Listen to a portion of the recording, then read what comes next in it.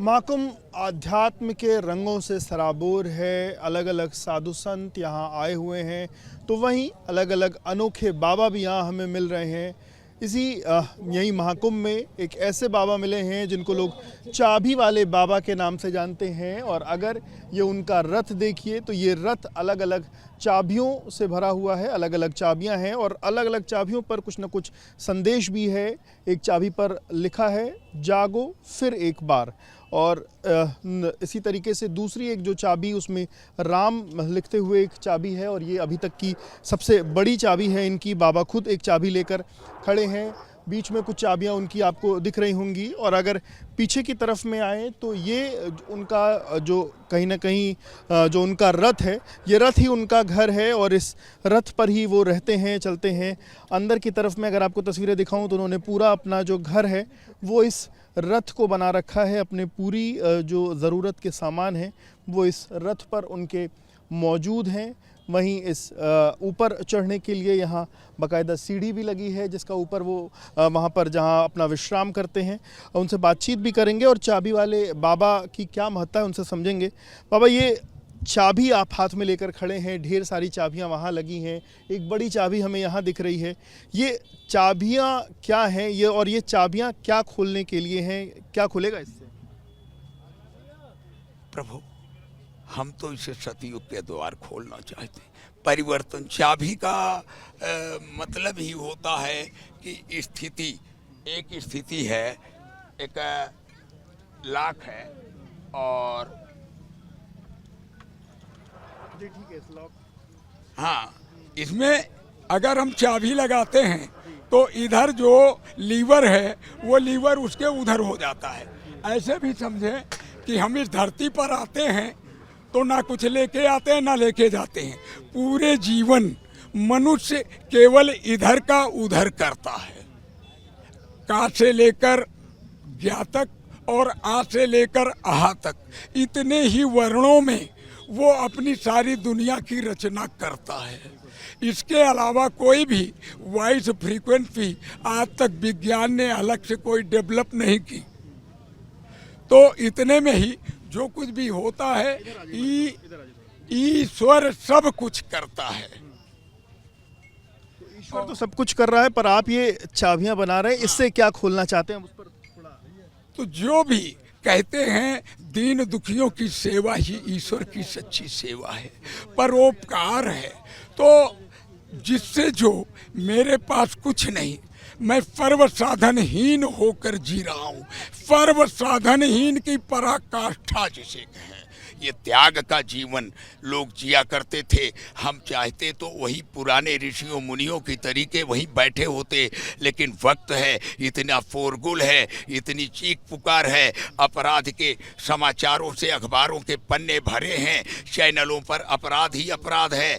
तो ये जरूरी हुआ कि चल करके उनके बीच में जाया जाए और उन्हें सदमार्ग पर चलाने के प्रयास, उनको एक संदेश दिया जाए, किया जाए। महाराज जी, कहाँ से आप आ रहे हैं, कहाँ जाना है? बरेली है जिला पोस्ट रोहनिया खास, और धौरहरा एक गांव है, पिता अयोध्या दास। वहीं का हूँ मैं वासी, बना घूमूं सन्यासी। तो आप सन्यासी बने घूम रहे हैं, अभी तो प्रयाग में है, जाना कहाँ है और संदेश किस किस तक पहुँचाना? जहाँ से सब आए हैं, जहाँ सब जाएंगे मैं भी वहीं जाऊंगा। मैंने तो ये तक कह दिया, हो सकता है कि माँ गंगा, अब मैं थक चुका हूँ बहुत। 13 साल की उम्र में जब अपने माता पिता परिवार को त्याग कर एक लक्ष्य लेकर निकला था, तो आज तक मैं कैसे अकेले जिया होऊंगा। यहाँ कोई अकेले जिया हो तो वो जरा उसके सोच सकता है कि जाके पाँव न फटी बेवाई सो का जाने पीर पर आई। और आजकल तो साधु संतों के लिए लोग कैसे शब्दों का प्रयोग करते हैं। आसाराम के चेले तो नहीं हो, तो उन पे अलग मैंने सारे निशान अपने अलग बनाए। मैं वो नहीं हूँ, मैं वो हूँ। 13 साल की उम्र में घर छोड़ा आपने बताया, क्या कारण था? 13 साल की उम्र में ऐसा क्या आपने सोचा और क्या बताना था? मेरे माता पिता ने मेरा नाम हरिश्चंद्र रखा। मुझे सत्य की साधना करनी थी। लोग कहें हरिश्चंद्र बनोगे तो मरोगे, हरिश्चंद्र बनोगे तो मरोगे, तो मैं कहूँ कि क्या वो नहीं मरेगा जो झूठ बोलता है या जो कुछ और करता है। जो हरिश्चंद्र बनेगा वो भी मरेगा और मरेगा वो भी। तो मरो मरण है मीठा, क्या वो गोरख कह गए हैं। मरो रे साधु मरण है मीठा क्या, ऐसा कोई भजन उन्होंने गाया। मैं ज़्यादा पढ़ लिख तो नहीं पाया, लेकिन स्वाध्याय से जो कुछ अर्जित किया वो कबीर की ही प्रेणी में चला जाता हूँ। ये पीछे ये जो आपने ये टांगा हुआ इसमें त्रिशूल जैसा ये क्या है, ये शस्त्र क्या है? ये तो निरंकुशों के लिए अंकुश है। ये कंधे पे होता है ना, तो ये 14 फरवरी 2008 पे मेरे साथ है। और जब ये होता है तो सामने वाला थोड़ा सा उन शब्दों का प्रयोग नहीं करता, हो सकता है बाबा पगला जाए। तो एक भय तो निर्मित होता है। हमारे योगी जी भी कहते हैं कि एक हाथ में माला, लोग जय श्री राम के नारे भी लगा रहे हैं। माला और एक में भाला तो होना ही चाहिए। ये तो योगी जी का संदेश है। आप माला और वाला माला भी पहने, भाला भी लेके चले। हाँ, अच्छा, ये लोग पीछे जय श्री राम के नारे भी लगा रहे हैं। यहाँ श्री राम की ये तस्वीर भी है, सतयुग आए जैसी बात यहाँ आपने लिखी है। इस चाबी पर जय श्री राम लिखा हुआ है, वो छोड़ दीजिए, बाद में बात करेंगे। बस काट दिया। ये जो महाराज जी, ये श्री राम की तस्वीर यहाँ है, जय श्री राम का नारा है, सतयुग आए की बात लिखी है। मैं समय के उसमें थोड़ा फाल्ट में बात करता हूँ कि राम के राज्य में राम आ गए हैं, राम आ गए हैं। राम आते हैं तो यूं पार्क देखने और घूमने नहीं आते। राम आते हैं तो बच्चे अच्छों की खाल खींच के भूसा भरते हैं। मैं तो जन सामान्य की भाषा में बात करता हूँ। और राम के चरित्र को कोई ग्रहण नहीं कर रहा। जय श्री राम बोल रहा, सवेरे उठ के माता पिता के पैर कितने लोग छूते हैं, इन्हीं से पूछिए। फिर कहते हैं दुख है, कष्ट है। अगर ऐसा करना शुरू कर लीजिए भाई मेरे, मेरी बात समझ लीजिएगा। और नहीं दरिद्र को दुखी न दीना, और नहीं को अबुध न लक्षण हीना। गोस्वामी तुलसीदास जी रामचरितमानस में लिखते हैं कि राम के राज्य में कोई दीन दुखी नहीं था। तो उसका कारण क्या था? कोई अबोध नहीं था और कोई लक्षणहीन नहीं था। नहीं दरिद्र को दुखी न दीना, नहीं को अबुध न लक्षणहीना। कोई अबोध नहीं था तो लोगों को बोध हो जाए। लोगों को बोध कौन कराए, लोगों को जागृत कौन करे और कैसे करे? जहाँ स्वतंत्र हैं लोग वो सुनना नहीं चाहते। बबौना, ये फटे कपड़े वाला, ये नंगे पाँव वाला, ये मेरे को क्या बताएगा, मैं तो डिग्री वाला हूँ। ये सोचकर तो फिर भी मैं हार क्यों मानूं? कोई भी व्यक्ति हारना नहीं चाहता।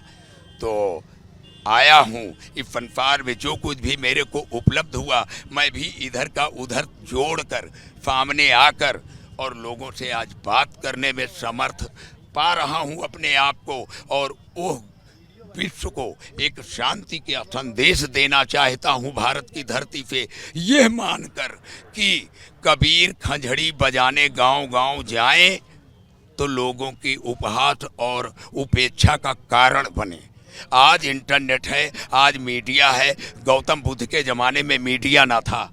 गौतम बुद्ध के ज़माने में और कबीर के ज़माने में भी अखबार नहीं छपते थे। यहाँ तक कि स्वामी विवेकानंद जी को शिकागो जाना पड़ा और वहाँ बिन बुलाया मेहमान बन के, लेकिन उन्होंने वहाँ पे अपनी बात कही तो उन्होंने जीरो पे कही थी। और मैं एक विश्व एक बात करना चाहता हूँ। मुझे एक दिन, एक घंटा, एक बात मेरे साथ की जाए।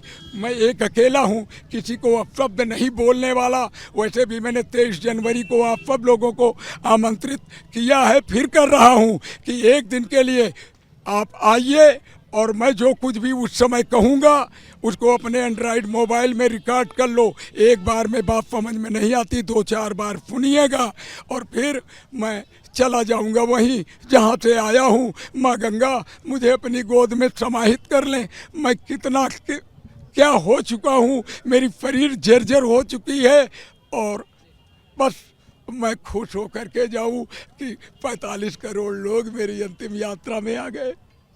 23 जनवरी यही जी, 23 जनवरी को बस मेरे पास तो मेरे को प्रपापन ने कोई स्थान भी नहीं दिया कि मैं किसी स्थान पर सुकून से बैठकर आपको बिठा सकूं। ये है तो हम आपके बीच में हैं।